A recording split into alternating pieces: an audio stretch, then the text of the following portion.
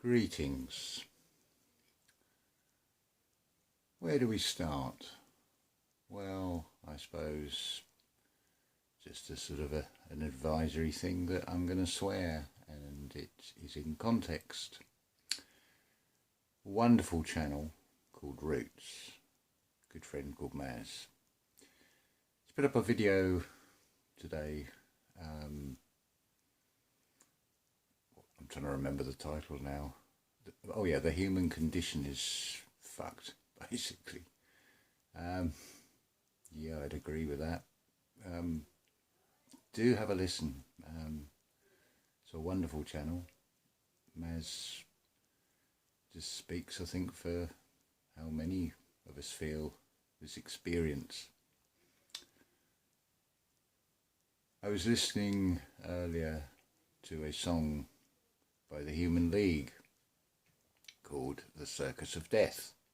What a lovely cheerful subject. But it basically goes along the lines of the circus of death is approaching.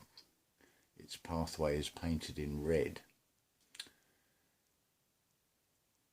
Ahead is fear, behind is a trail of the dead, or something along those lines. And then it goes on to say about the drug that gives the clown power is a secret known only to one. It's a secret called dominion. Something on those lines.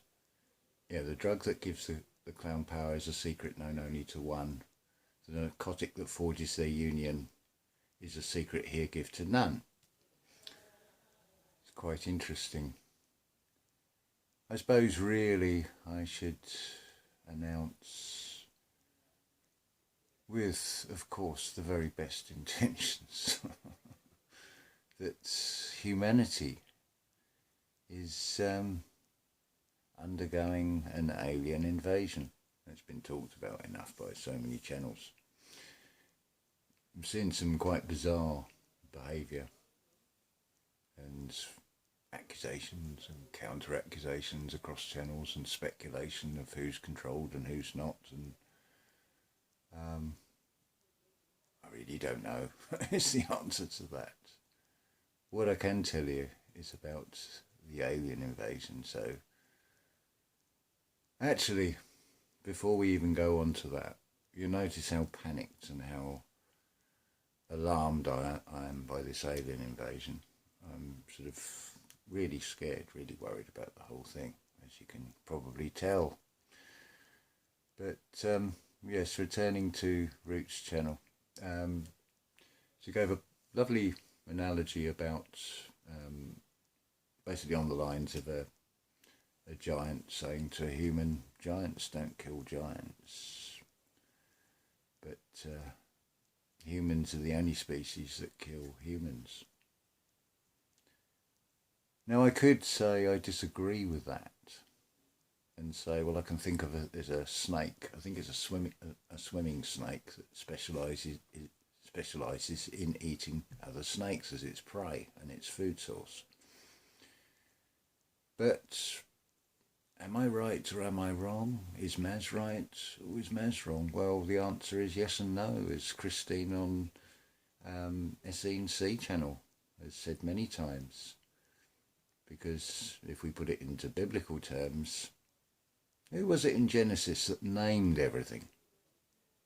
I think, if I remember rightly, it's called Adam. It's man. Man names everything.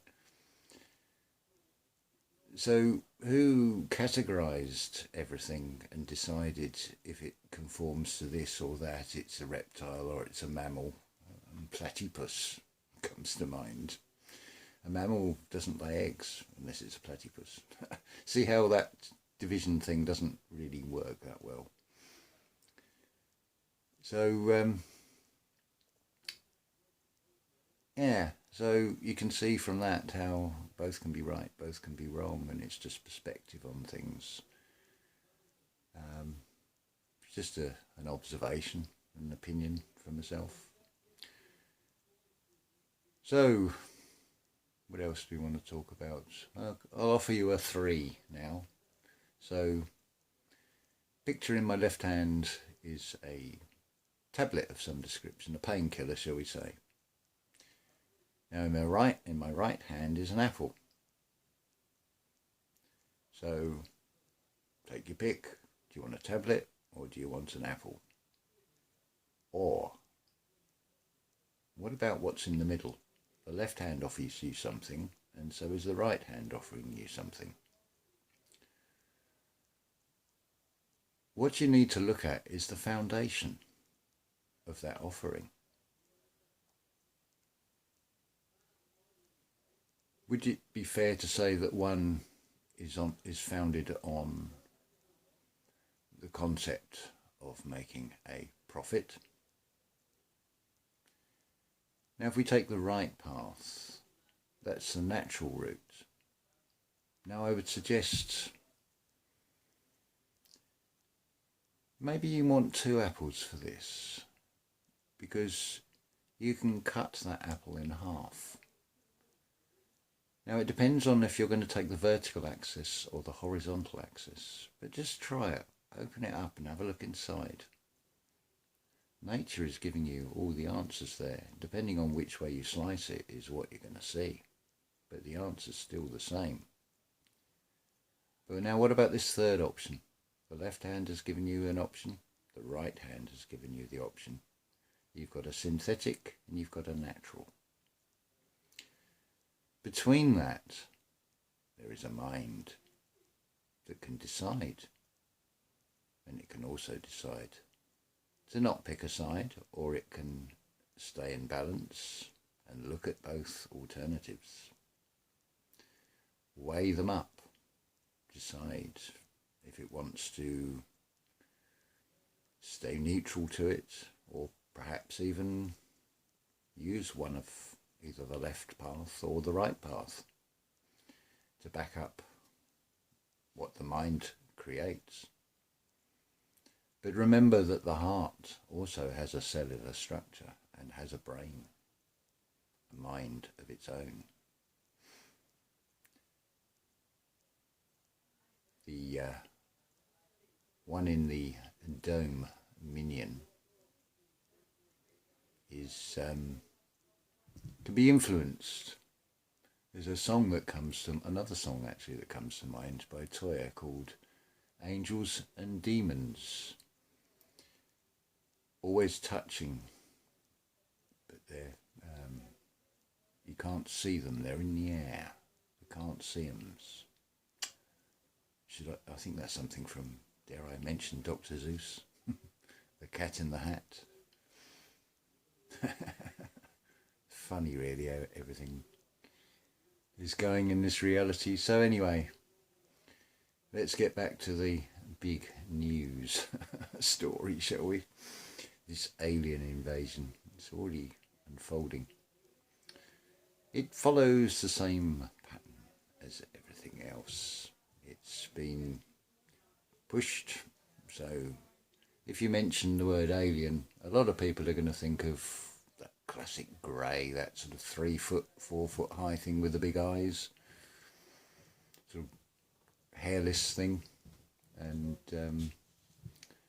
ever since sort of Roswell, 1947, you've got the biblical side. We'll say they're demons because they've got these big black eyes. But what's the pattern to this reality? It's always one of flipping the script, reversing things. It's always one of illusions. It's always portrayals, and people miss what is in plain sight. One of the most distinguishing non-features of these aliens, of course, is that they don't seem to have a nose or a mouth. Some of you might see where this is now going. Because they do shapeshift. I've witnessed this. It's very much like Invasion of the Body Snatchers, but the snatching is coming from within, not from without.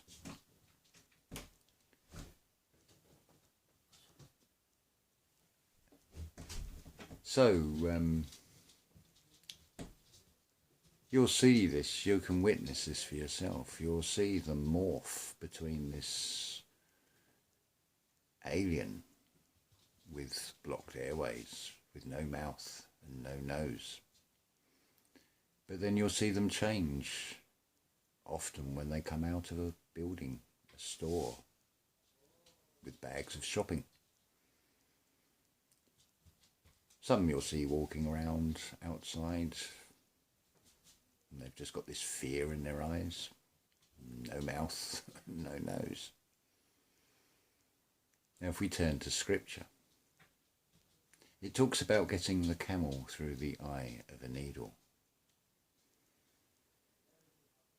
Let's put this into some sort of context, because if something is not natural, it is, by definition, alien. Now what if that alien invasion is going through the eye of a needle? There's a saying in the UK, if somebody is upset, that they get the hump. So it's sort of allegorical sort of reference to a camel, really. See how brilliantly funny this dark humour is with this thing. Now what about a flying saucer? The classic unidentified flying object. Well, all this fear that's going about is for something that's unseen, that's by implication must be airborne, but nobody can see it, so it must be therefore be some sort of unidentified flying object, because it is certainly being objectified from the subconscious, the subjective side, from this script, from these puppeteers, these actors that are running this show. And you got to hand it to them is a sort of a, not exactly an admiration, but an appreciation of the brilliance of the role that they're playing with their illuminated illusions. Now, etymologically speaking, I can look at the words alien, invasion. Let's take the word alien. Well, I see the A of the all. I see right in the middle of it a lie. I see the N. So it's basically God lies to Lord. In that sense, right in the middle of the word alien is I. It's quite funny, isn't it? And then an invasion. Well, there's your alien invasion. It's in.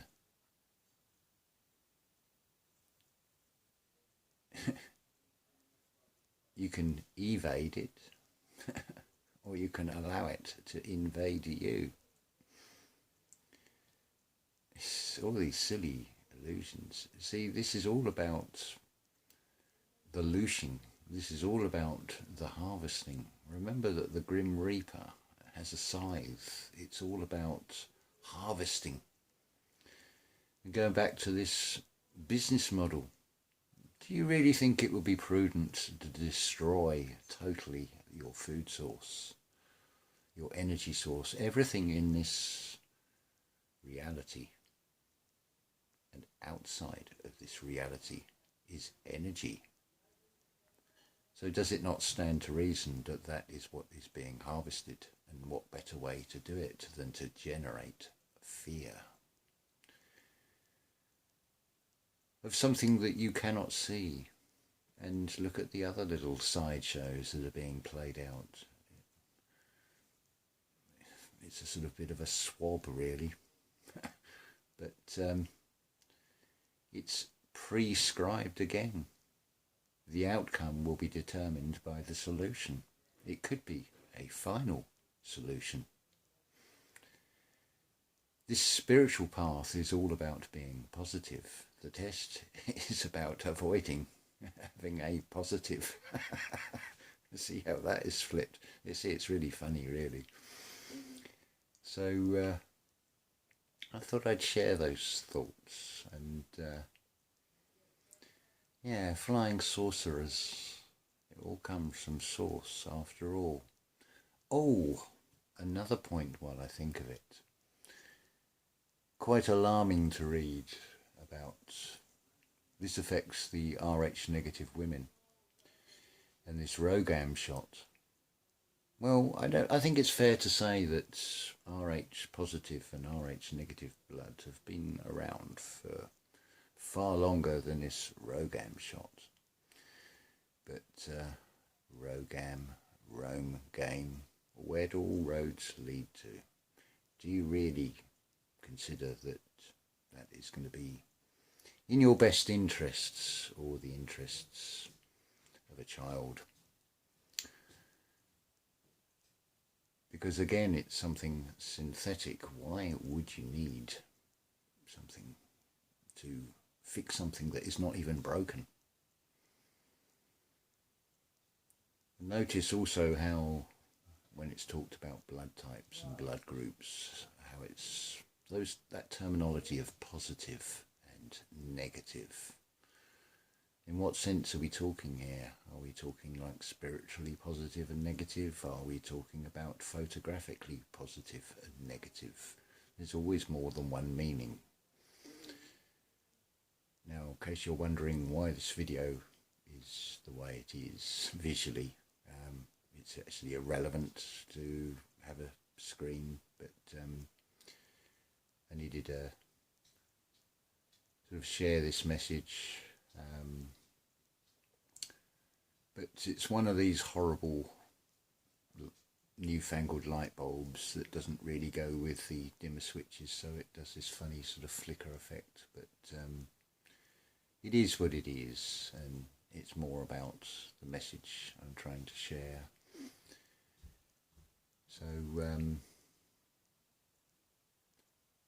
yeah, it's that word invasion again. It's all more into it earlier, right? Because it's those letter shapes are glyphs. Because again, think about this: who, when, or whatever decided that a particular shape has a particular sound attached to it? You know, who gave us the rights, the writing, the spell, the spelling? Do we really need it? There's going to come a time when even the internet will become obsolete, when things go down a more natural, a new natural route. So interesting times ahead. Yes, there's going to be quite a few deaths. There's going to be quite a few stories of death. There's going to be lots of speculation on how, but, and when, and how many. It's the scales of Libra. It's the balancing. A lot of people won't do anything until it personally affects them. They won't react. They've been fed with news story after news story of this disaster, that disaster. So you see a headline of a plane crash and 400 killed, and nobody bats an eyelid anymore. People are desensitized to so much. Just consider the horror films of the silent era, the Nosferatu and the Boris Karloff Frankensteins and so on. Now think of the horror films in this present era, the sort of things they show you on Netflix and Amazon Prime, and I wonder what is Prime about that. Remember, it's always mirror speak. As I've said before, it's a crazy house, and the puppet masters have basically done all they can to offer you a distorted mirror and tell you that that is the reality. And sadly, a lot of people are fixed, a bit like the Harry Potter mirror, where he's almost mesmerised into a reflection that is actually an illusion. And it will hold you there. And that happens a lot with many people on many topics.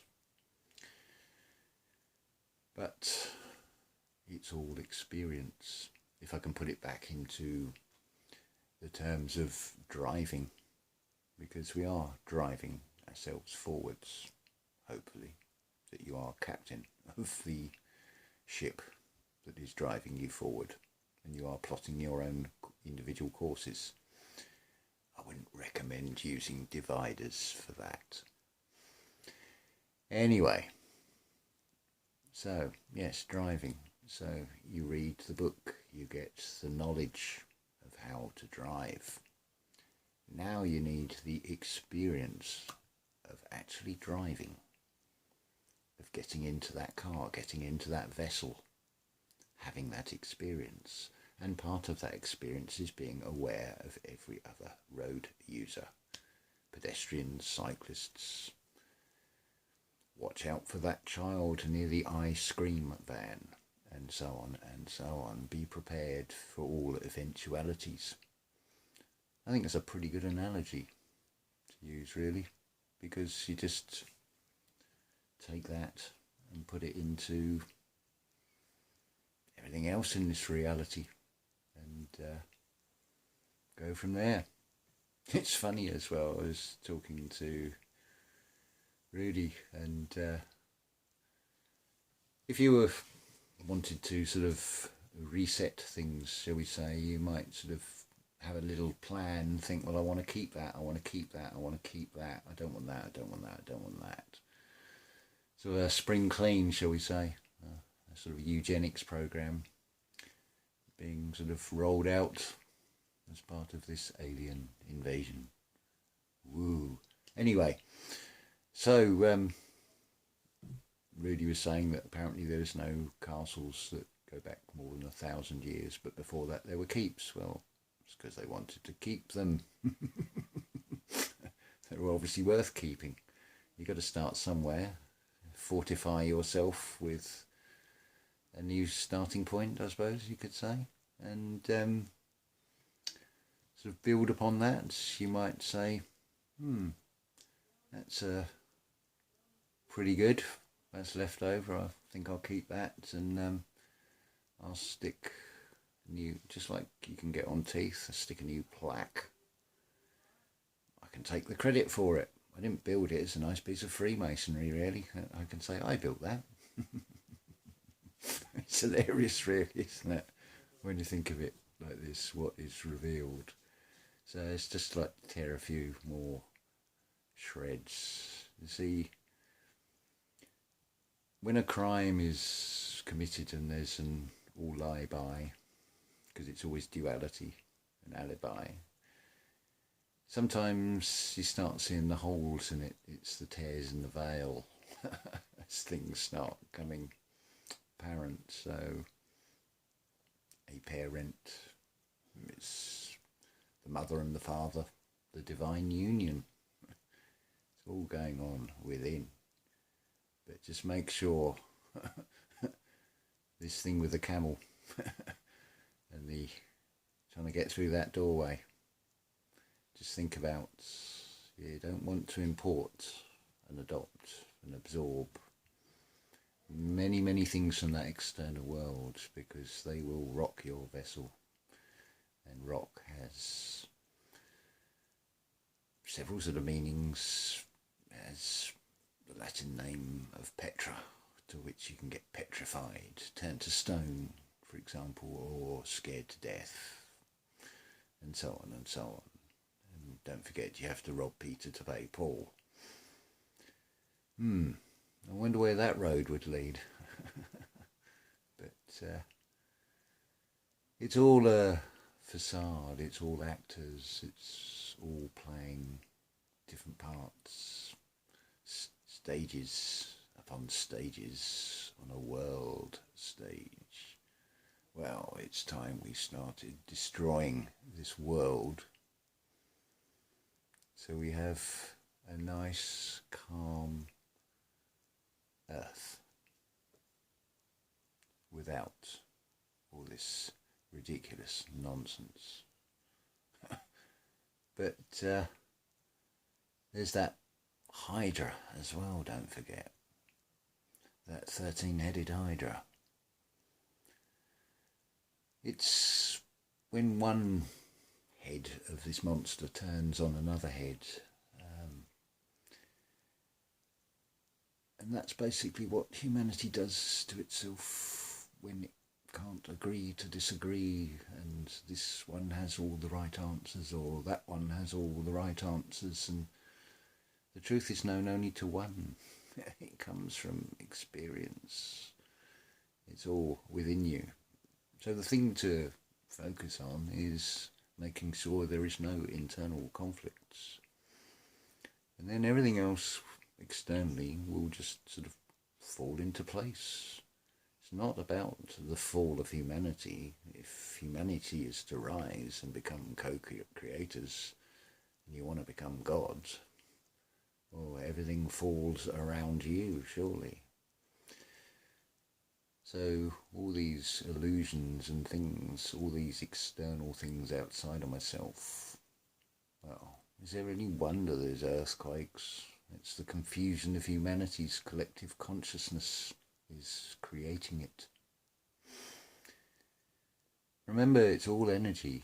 It runs through the soles of your feet, the grounding. So you've got to be careful how we think, what we speak, whether it comes from the heart. Because if we're earthing as well, what message are we sending down into Mother Earth? What lies beneath our feet? Or is it above us? Who knows? Which way is up and which way is down? So many perspectives. I could be really obtuse, but that would mean I'd have to be sort of leaning back. But if I'm sort of leaning forward, I'm quite acute. It's all angles, it's all perspectives. But it's been fun making this video.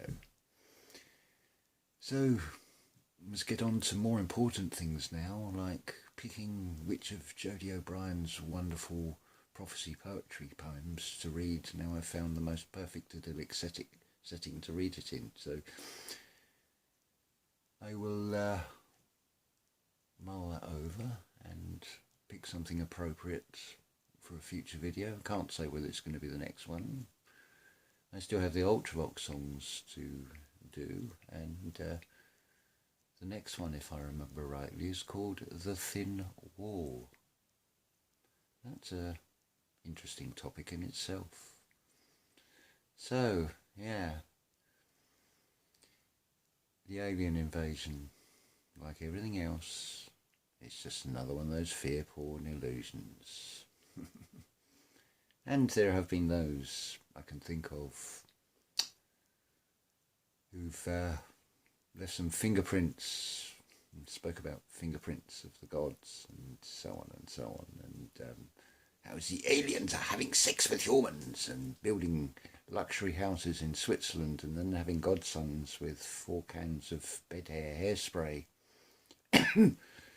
But the good thing about that Ancient Aliens channel is it's a bit like Bruce Willis. You can date it by these sort of receding hairline, shall we say.